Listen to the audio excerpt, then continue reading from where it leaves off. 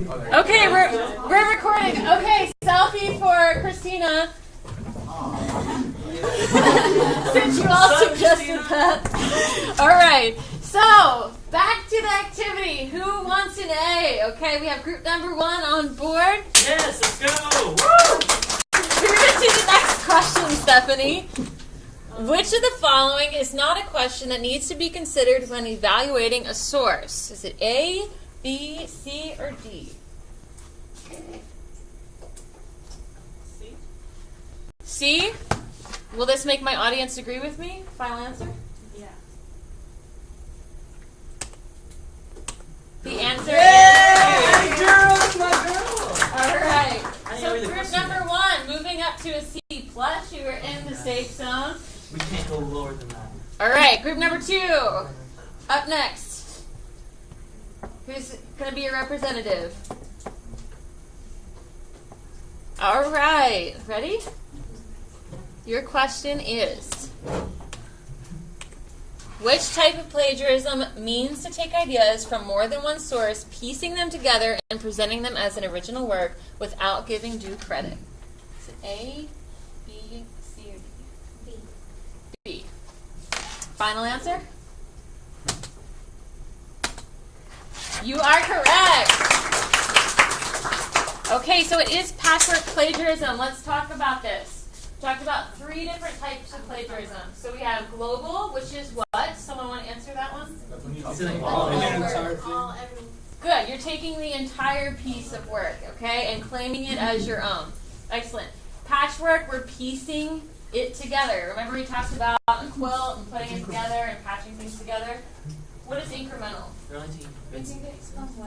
From one? Jules? Who said that? Alex? From one source. You're taking pieces from one source, adding your information in between, just taking increments of it, okay? You want to avoid all 3 of these. All right, good job.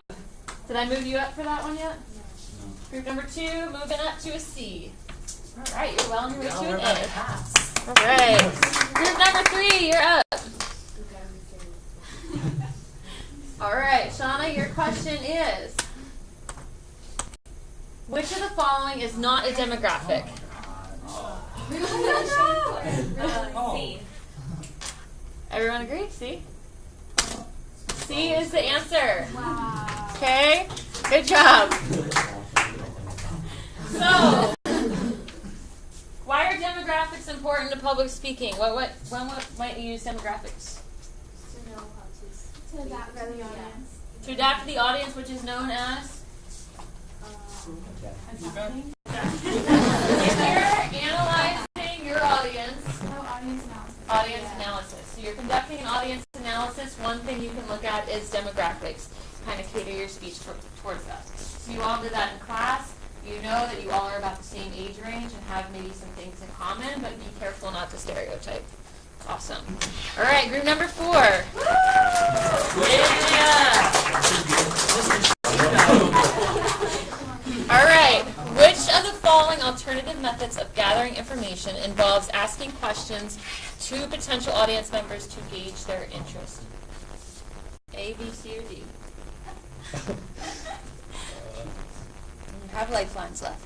All right, we're calling the lifeline. Who's your lifeline? Why have you guys always been? Okay, hold Jules, you got 30 seconds.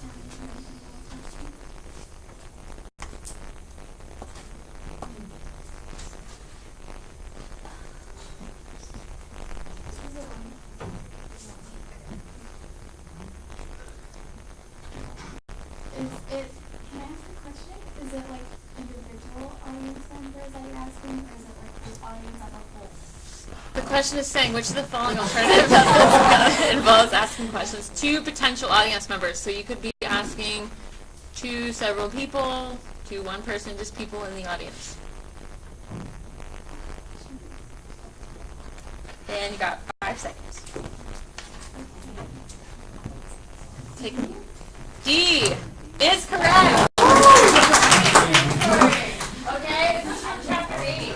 So we talked about, listen up, we talked about different methods to gather information, okay? So, you can do scientific survey, personal interview, contact person, or information inquiry. So go back to chapter 8 and make sure you're reviewing the different ways that you can find out information about your audience. And there's alternative methods in there, direct observation, as well as, direct observation during the speech as well as before.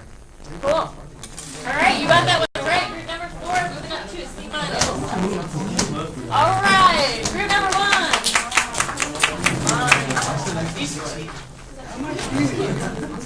No cheating over there. All right. He's not letting me go first. Oh my goodness, Nick, so horrible. All right, you ready over there? All right, your question is, which of the following is an example of an artistic proof? Statistics, documents, testimonials, or logic? Oh, I'm glad you took this one off my hands.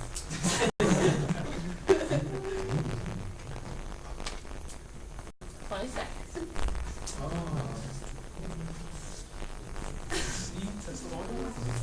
Is that your final answer? Well, you got 10 more seconds. Yeah, I'll just go see. C, testimonials. All right. Let's see.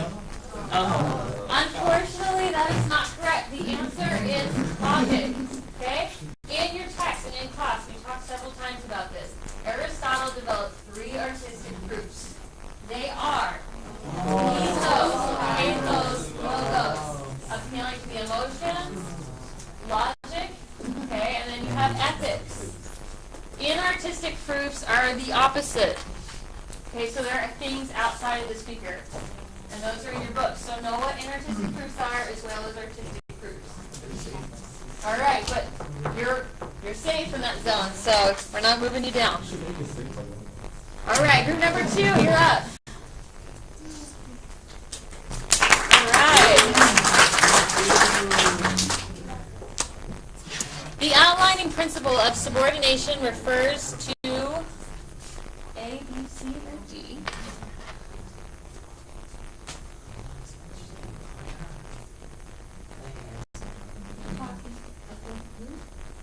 B, is that your final answer?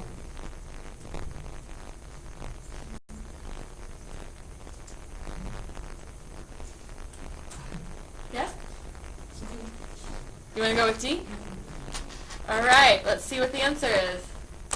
The answer is B. You were right the first time. It's okay. Let's talk about it, okay? In your textbook, in chapter 10, it talks about different outlining principles. Make sure that you are familiar with each of these, okay? The subordination is putting the most general idea first, followed by more specific ideas.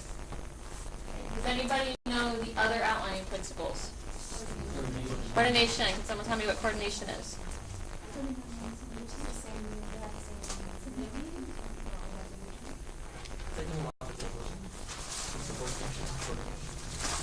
If we're not sure, let's open our books up to chapter 10 real quick. Go ahead and open your books to chapter 10 if we're not sure. Okay? This is going to be on page 132. Okay, so you have subordination. All right, we just talked about that, and then you have coordination. Coordination is what? All information on the same level has the same. So thanks for helping Sean out. You want to repeat that? All information on the same level has the same. Perfect. So we talked about how your main points should be equal in importance, the same as your subpoints. Okay, that has, we're talking about coordination right there. Same significance. Division. What is division? Shauna, you want to get that one since you started? Principle that if a point is divided into subpoints, there must be 2 or more. Okay. Remember when you handed in outlines and some people had subpoint A and no subpoint B? And I was like, what are you all doing? Okay, so always, if you have a subpoint A, there needs to be a subpoint B. That has to do with division. Okay? Make sure that you're familiar with all 3 of those principles. Any questions about those? All right. Put those books back away. And let's continue. All right, what group are we on? 3. The representative from group number 3. All right, I just discussed the problems associated with drinking and driving, and I will now discuss the causes of these issues as an example of what? transition. That's the one. Apparently you all know that one well, which is a good thing. Okay? So transitions have, listen up, transitions have 3 components. What are they? Sean? Internal summary, the signpost, internal preview. What would be my internal summary for this particular transition? That's my internal summary. So summarizing what I just said, I just discussed the problems associated with drinking and driving. And then what would be the internal preview? Now discuss the calls and conditions. Perfect. And your signpost? Now would be one. You're saying this is now what you're going to do, or I just, okay? Let's discuss this. Good. All right. Good job. Group number 3, moving up into the safe zone. You're at a C+. All right. Group number 4.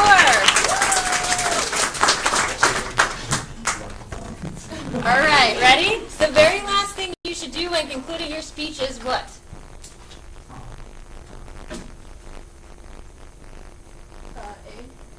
Okay, make a statement that will clinch your audience's attention. Final answer? Yes. That is the answer.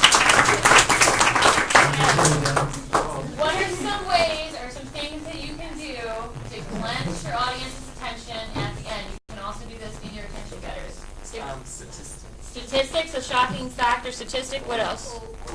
Quote is a really good way to end a presentation, a really strong, powerful quote. Still remember the quote from the eulogy that we watched? Okay, so keep those things in mind. All right, group number 4, we're moving you on up. All right, C-.